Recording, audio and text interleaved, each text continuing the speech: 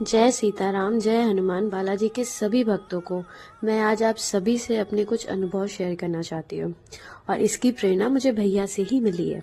सबसे पहले मैं भैया को बहुत थैंक यू बोलना चाहती हूँ क्योंकि वो बालाजी के चैनल के थ्रू हम सभी को बहुत अनमोल और कीमती चीज़ दे रहे हैं, जिसके लिए भैया को जितना भी थैंक यू बोलूँ वो बहुत कम है। फिर भी हम सबके तरफ से भैया आपको थैंक यू सो मच। अब मैं आप सभी को अपना अनुभव बताना स्टार्ट करती हूँ। सबसे पहले आज से कुछ साल पहले की बात है, 2-3 साल पहले की बात है। मेरे फादर की तबीयत बहुत ज़्यादा ख़राब हो गई थी और उस वक्त मैं फाइनेंशियली बहुत स्ट्रांग नहीं थी। मैं एक एज अ जूनियर डॉक्टर किसी क्लिनिक में काम करती थी, तो वहाँ की सैलरी भी मेरी बहुत कम थी। इतनी नहीं थी कि मैं हॉस्पिटल का खर्चा अफोर्ड कर सकूं। मैंने पापा की जब तबीयत ख़राब हुई तो मैं क्लिनिक से काफ़ी एक हैवी अमाउंट मैंने उधार लिया था।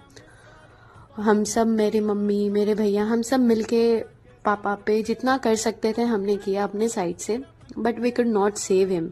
मैं अपने पापा को बचा नहीं पाई।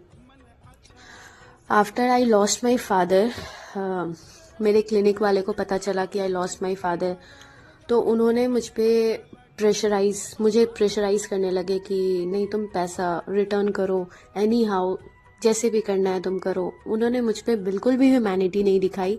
वो सिर्फ और सिर्फ हर रोज़ मुझे प्रेशर करते थे कि नहीं, तुम पैसा रिटर्न करो, कैसे करो, ये करो। और उस वक्त सिचुएशन ऐसी थी कि आई लॉस्ट माई जॉब। मैंने अपना जॉब भी खो दिया।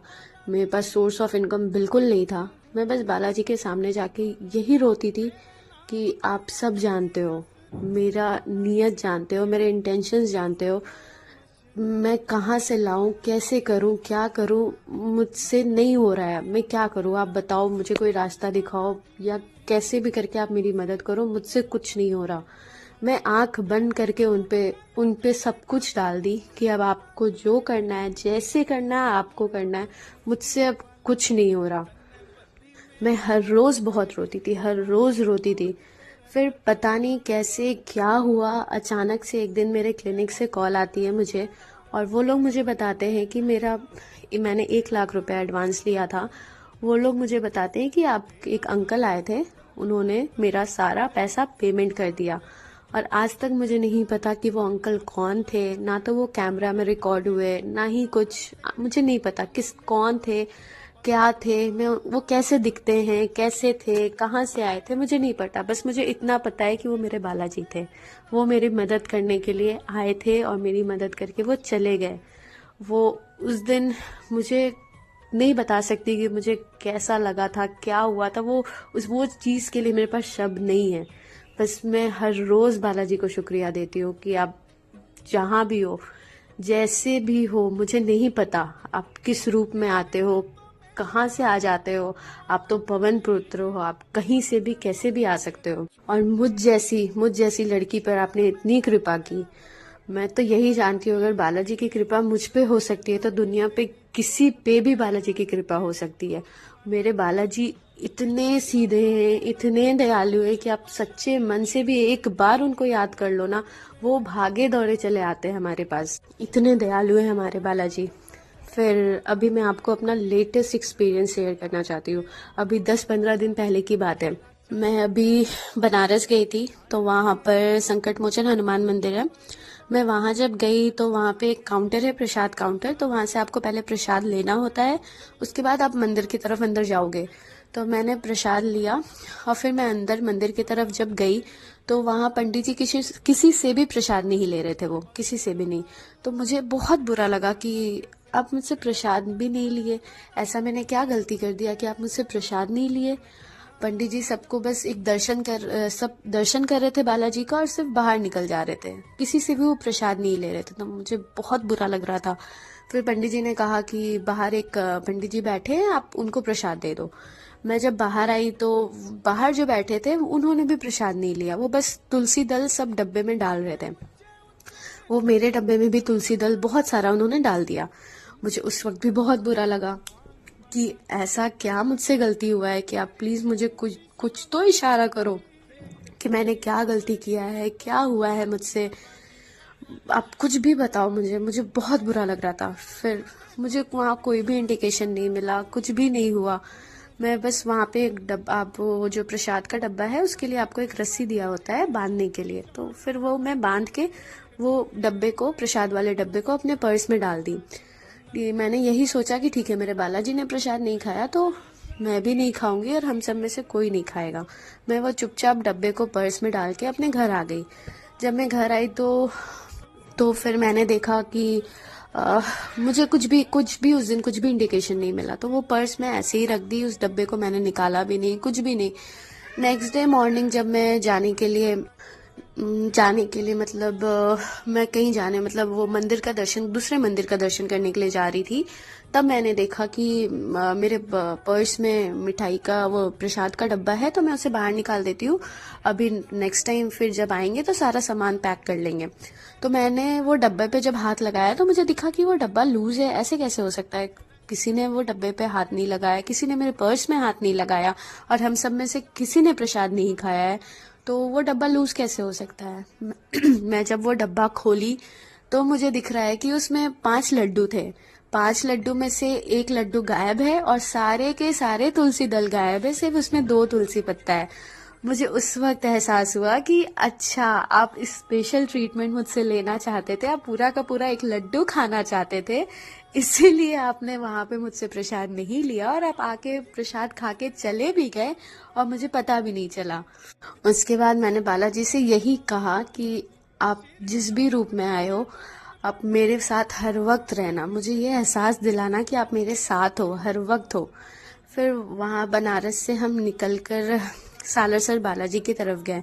सालासर बालाजी जब गए तो वहाँ पे मैं जैसे मंदिर के अंदर घुसी, मेरे आँख से पता नहीं क्यों बहुत मैं रोने लगी, मंदिर के अंदर घुसते साथ ही मुझे बहुत रोना आया, मैं बहुत रोने लगी। मंदिर के अंदर गई, सामने से मैंने दर्शन किया, फिर मैं तुरंत निकल गई। फिर मेरा मन नहीं माना, मुझे लगा कि नहीं, मुझे अपने बालाजी का फिर से दर्शन करना है, जैसे भी करना है मुझे अपने बालाजी का फिर से दर्शन करना है। तो तुरंत मैं निकली और वापस से बालाजी का दर्शन करने के लिए इन लाइन में लग गई। जब मैं दूसरी बार अंदर आई तो फिर से मुझे रोना आया, फिर मैं बहुत रोने लगी, बहुत ज़्यादा रोने लगी। जब मैं दूसरी बार लाइन में आई, मैं बालाजी के बिल्कुल, सालासर बालाजी के बिल्कुल सामने खड़ी थी। मैं उनके सामने खड़े होके आराम से हनुमान चालीसा पढ़ा, 11 बार मैंने कवन सो काज कठिन जग माही जो नहीं होता तुम पाई, ये भी मैंने पढ़ा। मुझे किसी ने वहाँ से नहीं हटाया, किसी ने मुझ पे हाथ तक नहीं लगाया। मैं आराम से वहाँ खड़े होके सब कुछ पढ़ी, अपनी मर्जी से मैं वहाँ से फिर निकली और सभी लोगों को वहाँ के गार्ड हटा रहे थे। इतनी भीड़ थी, सबको वहाँ से गार्ड हटा रहे थे। मुझे किसी ने एक बार भी किसी ने कुछ नहीं कहा कि आप हटो, आप निकलो, आप जाओ, किसी ने मुझे कुछ नहीं कहा। मैं आराम से वहाँ से दर्शन करके सब कुछ करके बाहर आई। जब मैं बाहर आई तो मुझे इतनी खुशी हुई कि मैं उस चीज़ को अपने वर्ड्स में बता नहीं सकती। वहाँ से फिर जब मैं निकली, थोड़े दूर पर अंजनी माता मंदिर है। जब मैं अंजनी माता मंदिर के पास पहुंची तो वहाँ पे हनुमान जी अंजनी माता के गोद में बैठे हुए हैं। मैं वहाँ माता के पास जाके मैंने यही कहा कि माता जी, आपके गोद में मेरे भाई हैं, वो तो आपके बेटे हैं, उस हिसाब से मैं आपकी बेटी हुई क्योंकि वो मेरे भाई हैं। और आपके भाई ने अभी अपने मंदिर में मुझे बहुत रुलाया है, बहुत ज़्यादा ही रुलाया आपके बेटे ने मुझे।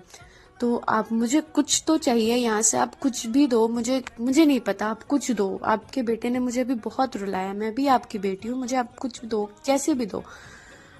इतनी भीड़ थी उधर भी, मेरे आगे भी बहुत लेडीज थी, मेरे पीछे भी बहुत लोग थे।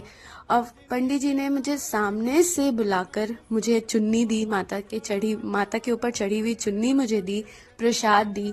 वहाँ के लोग मुझसे पूछ रहे हैं कि आपको जानते थे क्या पहले से? मैंने कहा नहीं। और मुझे वहाँ बस मैं अपने मन में माता से बात कर रही थी और उन्होंने मुझे इतनी जल्दी उन्होंने मेरी बात मान ली और मुझे तुरंत में वहाँ से चुन्नी, सामने से बुला के मुझे चुन्नी दिया गया कि ये लो तुम्हारे लिए, और प्रसाद मुझे दिया। बाकी सब लोग को सिर्फ प्रसाद मिल रही थी, मुझे चुन्नी के साथ प्रसाद दिया गया। मुझे बहुत खुशी हुई वहाँ भी। मुझे कहते हैं ना कि आप सच्चे दिल से जो भी बोलो, सब चीज़, सब सारे भगवान सब सुनते हैं, वो सब चीज़ सुनते हैं। अगर आपकी इंटेंशन सही है, आप सच्चे दिल से बोल रहे हो ना, भगवान आपके लिए आते हैं, आपकी सारी इच्छा पूरी करते हैं, सब कुछ वो हमारी एक एक बात सुनते हैं। बस हमारा भाव सच्चा होना चाहिए उनके लिए। फिर तो उनका चमत्कार ही चमत्कार आपको हर जगह दिखने को मिलेगा। उसके बाद वहाँ से मैंने चुन्नी उन्नी सब लिया, फिर मैं वो लेकर वहाँ से बढ़ गई मैं मेहंदीपुर बालाजी जाने के लिए। और मैं जब जा रही थी तो हमारे टूर में ऐसा कोई प्लान नहीं था मेहंदीपुर बालाजी जाने का, वो अचानक से प्लान बना। तो मुझे यही लगा कि मेरे बालाजी मुझे बुला रहे हैं कि कैसे नहीं आओगी तुम आओ यहाँ पे। हमारा कोई प्लान नहीं था मेहंदीपुर जाने का, वो अचानक से प्लान बना, हम सब मेहंदीपुर चले गए। जब मैं मेहंदीपुर बालाजी वहाँ पे पहुँची, वहाँ की तो एक अलग ही शक्ति है, वहाँ एक अलग सुकून है, वहाँ नहीं बता सकते, वहाँ की एक अलग ही ऑरा है। जब मैं वहाँ पहुँची तो वहाँ बहुत भीड़ थी, बहुत ज़्यादा ही भीड़ थी। हम लाइन में लगे हुए थे, हम सब लाइन में लगे हुए थे। हमारे पास से एक बहुत बूढ़े से अंकल छड़ी लेकर हमारे पास से क्रॉस किए। तो उस वक्त उनको सबने रास्ता दे दिया कि ठीक है अंकल एजेड है, बहुत एज है उनका, आप जाओ आगे। तो सबने उनको रास्ता दे दिया आगे जाने के लिए। फिर उस लाइन को मंदिर तक पहुंचने में मिनिमम आधा घंटा तो लगा ही होगा। फिर हम सब जब मंदिर के पास पहुंचे, मंदिर के पास दर्शन किया, बहुत अच्छे से दर्शन हुआ। सामने से मैंने दर्शन किया, बिल्कुल पास से दर्शन किया, वहाँ बहुत अच्छा दर्शन हुआ, सब कुछ हुआ। बस उससे थोड़े दूर पे आप बढ़ोगे, 10 कदम आप आगे बढ़ोगे तो आपको भैरव जी की भी वहाँ पे छवि या मूर्ति जो है वहाँ रखी हुई मिलेगी। वहाँ पे जब हम पहुँचे तो सामने से पंडित जी ने मुझे बुलाया कि तुम आओ आगे, तुम्हें दिख नहीं रहा होगा। मैं थोड़ा पीछे थी तो उन्होंने मुझे सामने से बुलाया कि आओ तुम सामने आओ, तुम्हें दिख नहीं रहा होगा वहाँ से। तो फिर मैं सामने से जाके दर्शन की। दर्शन करने के बाद मैं जब बाहर आई तो मेरे साथ मेरा एक फ्रेंड गौरव भी था। वो अंकल हमें फिर से दिखे वहाँ पर। तो मेरा जो फ्रेंड है गौरव, वो नॉर्मली जल्दी मदद नहीं करता है, बट उस दिन क्या हुआ नहीं पता, उसने वो अंकल को लेकर वहाँ सीढ़ी स्टेयर्स पे चढ़ाया। जब आप स्टेयर्स पे चढ़ते हो, जब स्टेयर्स पे चढ़ के आप प्रेत महाराज, वहाँ पे एक उनकी मूर्ति है, आप वहाँ पे जाओगे, वहाँ पे आपको उनका दर्शन होगा। भैरव जी के पास से आप निकल के प्रेत महाराज के पास जब जाओगे तो वहाँ पे आपको उनका दर्शन होगा। तो उन्होंने गौरव ने उनको हेल्प किया और उनको स्टेयर्स पे चढ़ाया। 10 से 12 स्टेयर्स थे, वहाँ पे सीढ़ियाँ थी, तो उन्होंने उनको उस पे चढ़ाया और फिर वो वहाँ पे बैठ गए। फिर हम दोनों ने देखा कि अंकल को किसी का पैर ना लगे, इसलिए हम सब लोग को वहाँ से आगे कर रहे थे कि भैया आप थोड़ा आगे हो जाओ, अंकल को किसी की पैर नहीं लगनी चाहिए, अंकल यहाँ बैठे हुए हैं। उसके बाद बस उतनी ही देर में अंकल उसके बाद कहाँ गायब हो गए, हम सबको नहीं पता अंकल कहाँ चले गए। वहाँ से पूरे मंदिर में फिर अंकल ने कहीं नहीं हमें दिखे, कहीं भी नहीं दिखे। वो अंकल किसी से भी मदद ले सकते थे, कुछ भी हो सकता था। और वो अंकल हमसे आधे घंटे पहले वो इतना आगे निकल गए थे, फिर से उनका मिलना और अचानक से उनका गायब हो जाना, हम लोग उनका मदद किए। फिर उन्होंने जितना आशीर्वाद दिया ना, शायद उतना आशीर्वाद दुनिया में एक बार में कोई किसी को नहीं दे सकता है। वो अंकल ने हमें जितना आशीर्वाद दिया और वो अचानक से गायब। फिर वो पूरे मंदिर में हमको कहीं नहीं दिखे, कहीं भी नहीं दिखे वो अंकल। वो बालाजी के रूप में आए, से अपनी सेवा लिया। हम आज भी, अभी भी मैं जब बोल रही हूँ तो मुझे रोंगटे खड़े हो रहे हैं कि पता नहीं वो कहाँ थे, मैं फिर से उनको लाऊं, कैसे मैं उनको प्रणाम कर लूँ, क्या कर लूँ, मुझे आज भी नहीं समझ में आता है, अभी भी नहीं। ये बस अभी 1 सप्ताह पहले की बात है। बालाजी हर रूप में हमें दर्शन देने आते हैं।